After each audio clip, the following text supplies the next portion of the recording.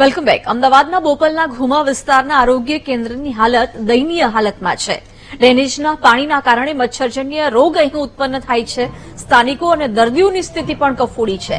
6 મહિનાથી સ્થિતિ આમ ને આમ છે તેવું સ્થાનિકો કહી રહ્યા છે. કોર્પોરેટર અને અધિકારીઓને પણ આ મામલે અનેક વખત રજૂઆત કરી છે. મંદિરમાં દર્શન પણ નથી થઈ શકતા. સ્થાનિકો કહી રહ્યા છે કે બાળકો અને વડીલો પણ આને કારણે બીમાર થઈ રહ્યા છે. સ્ટ્રીટ લાઇટ પણ બંધ હોવાથી રાત્રે પણ ખૂબ જ પરેશાનીનો સામનો લોકોને કરવો પડે છે. સ્થાનિકો અને દર્દીઓની સ્થિતિ કફોડી છે. અધિકારી કોર્પોરેટરને પણ અનેક વખત આ મામલે રજૂઆત કરવામાં આવી છે, તેમ છતાં પણ કોઈ જ સમસ્યાનો હલ નથી આવી રહ્યું. 6 મહિનાથી આ જ પ્રકારની પરિસ્થિતિ અહીં છે, ત્યારે આ સમસ્યા હવે ક્યારે દૂર થશે એ પણ એક મોટો પ્રશ્નાર્થ છે. ઘુમા આરોગ્ય કેન્દ્રમાં ડ્રેનેજ પાણીની સમસ્યા પાછલા 6 મહિનાથી છે, જેના કારણે અહીં મચ્છરોનો ઉપદ્રવ પણ વધુ રહેવાને કારણે વડીલો અને બાળકો પણ અહીં બીમાર વધુ થઈ રહ્યા છે. વારંવાર આ મામલે રજૂઆત કરવા છતાં કોઈ જ નિરાકરણ નથી આવી રહ્યું. આમાં કેરનું ચાલુ જ છે આ પાણીનું, બરોબર. ચોમાસાનું ચાલુ, ચોમાસા પહેલાનું ચાલુ છે. ઘણી વાર આવીને કામ કરીને ગયેલા છે આ લોકો.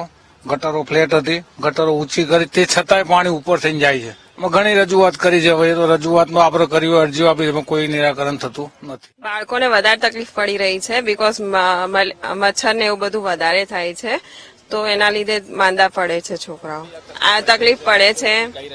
લાઇટો બી નથી અહીંયા, સ્ટ્રીટ લાઇટ બી નથી. એટલે આ પાણીની ગટર લાઈનો આટલું બધું ઉભરાય છે, તો આ સરકારી દવાખાનું છે તો એમાં બધા પેશન્ટ સાજા થવાના બદલે વધારે બીમાર પડી. એમને પાણી કેટલું બધું અહીંયાથી, જયારે અત્યારે તો થોડું ઓછું છે, પણ જયારે વધારે ફૂલ આખું ભરાઈ ગયું હતું પાણી, અને અંબાજી માતાના મંદિરમાં બી અંદર જવા આવવા માટે કેટલી તકલીફ થાય છે.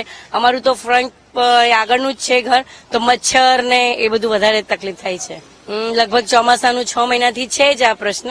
નગરપાલિકાના ને એ બધાને વાત કરી છે, પણ કોઈ નિરાકરણ નથી. અહીં મંદિર 22 વર્ષથી બંધાયું છે, પણ 6 મહિનાથી આ વરસાદ ગટર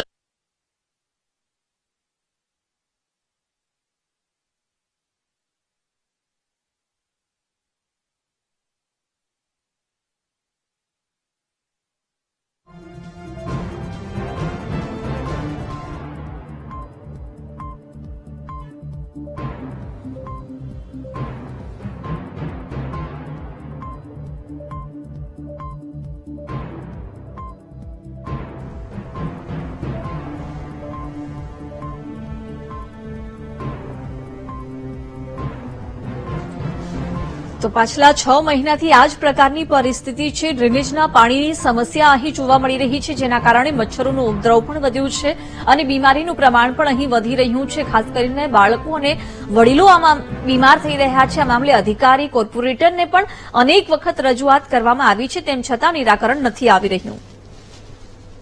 અમદાવાદના અતિ પોસ્ટ ગણાતા જે ઘુમા વિસ્તાર છે, ત્યાંની જે પરિસ્થિતિ છે, દયનીય હાલત છે. આપ દ્રશ્યમાં જોઈ શકો છો કે જે ડ્રેનેજનું જે પાણી છે તે પુષ્કળ પ્રમાણમાં બેક મારી રહ્યું છે. જે સ્વચ્છતાની જે અમદાવાદ ખાતે જે અભિયાન ચલાવવામાં આવી રહ્યું છે, તેનો જે બીજો એક ભાગ છે તે જોઈ શકો છો કે જે દુર્ગંધ મારી રહી છે. સ્થાનિકો ત્રાહિમામ પોકારી ગયા છે. જે મંદિર છે તે અહીંયા આગળ આવેલું છે, સાથે જ સામૂહિક આરોગ્ય કેન્દ્ર છે તેની પણ દયનીય પરિસ્થિતિ છે. જે આવવા જવાનો જે મેઇન ગેટ છે, ત્યાં ડ્રેનેજના જે પાણી છે તે ભરાયા છે. જે દર્દીઓ છે તેને ઘણી હાલાકી પડી રહી છે. જે સ્થાનિકો છે, વડીલો છે, જે બાળકો છે, મહિલાઓ છે, તેને ઘણી તકલીફ પડી રહી છે. તે કોર્પોરેટરો સહિત અધિકારીઓને ઘણી રજૂઆત કરી, ત્યારબાદ છે તે આંખ આડા કાન કરતા હોય તેવી અનેક રજૂઆત કરી રહ્યા છે. આપણી પાસે સ્થાનિકો જોડાયા છે. શું પરિસ્થિતિ છે, શું કહી રહ્યા છો, શું તકલીફ પડી રહી છે આપને? સાહેબ, તમારા ચેનલના માધ્યમ દ્વારા ખરેખર હું મ્યુનિસિપલ કોર્પોરેશનને કહેવા માંગુ છું કે આ ગટરો જયારે ઉભરાય ત્યારે અહીંથી જો કોઈ નીકળે ને તો ખરેખર એની પરિસ્થિતિનો ખ્યાલ આવે. અને જયારે ખરેખર જયારે સવારના 7, 8, 8:30, 9 વાગ્યા સુધી એટલી બધી ઓવરફ્લો થતી હોય છે, ગટર ઊંચી લીધા છતાં પણ એ આગળ પાણી જતું હોય કે ન જતું હોય. પણ અમારે અહીં તો એ સમસ્યા છે. અહીંયા દવાખાનાની અંદર તો આ તો અત્યારે કઈ તમને દેખાતું નથી, સાવ ઓછું પાણી છે. પણ સવારે જયારે એ ઉભરાતી હોય ત્યારે તમે પાણી જુઓ તો ખરેખર એના કર્મચારી કેવી રીતે જતા હશે ને, એ પણ એક વિચારવા જેવી બાબત છે. અને આપે જે આ રજૂઆત છે તે સ્થાનિક કોને કોને કરી રજૂઆત? અહીંયા કોર્પોરેશનમાં બધા જે રહેવા અમારે બધા આવ્યા છે વારાફરતી, એ બધા લોકો આવ્યા ત્યારથી વારાફરતી અહીંયા રજૂઆત કરે જ છે. છતાં કઈ થતું નથી.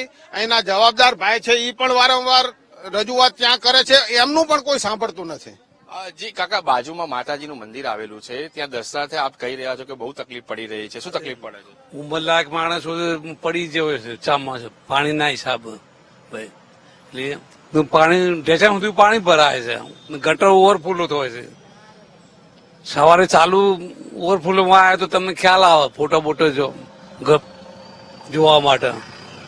જે સ્થાનિકો છે તે રજૂઆત કરી રહ્યા છે. આપણી પાસે જે ફ્લેટમાં જે સ્થાનિક છે તે બી જોડાયા છે. શું તકલીફ પડી રહી છે? કેટલા સમયથી પડી રહી છે? લગભગ 6 મહિનાથી રોડ ઉપર પાણી ઓવરફ્લો થઈ રહ્યું છે, ગટરનું પાણી. અને કોર્પોરેશનમાં લગભગ દરેક ફ્લેટ 42 ફ્લેટ છે, 42 મેમ્બરોએ કમ્પ્લેન નોંધાવેલી છે. એટેન્ડ કરવા આવે છે, પણ પછી આગળ શું એક્ઝિક્યુટ કરે છે એનું કોઈ માહિતી મળતી નથી. અને દરેક ઘર દીઠ ડેન્ગ્યુ અને મેલેરિયાના કેસીસ છે. અને આની વારંવાર મ્યુનિસિપલ કન્વીનર છે એમને પણ કમ્પ્લેન કરેલી છે, કોર્પોરેશનમાં કરેલી છે, પણ જોઈએ હજી સુધી કોઈ ઉકેલ મળ્યો નથી. તો તાત્કાલિક આપના ચેનલના માધ્યમથી રિક્વેસ્ટ કરીશું કે આની તાત્કાલિક ઉકેલ લાવો, નહીંતર બધા નાના બાળકો અને બધા ખૂબ તકલીફમાં મુકાઈ જાય એવી પરિસ્થિતિ છે. જે સ્થાનિકો છે તે ત્રાહિમામ પોકારી ગયા છે, બાળકો છે, મહિલાઓ છે. શું એમની રજૂઆત છે સાંભળીએ, શું કહેશો?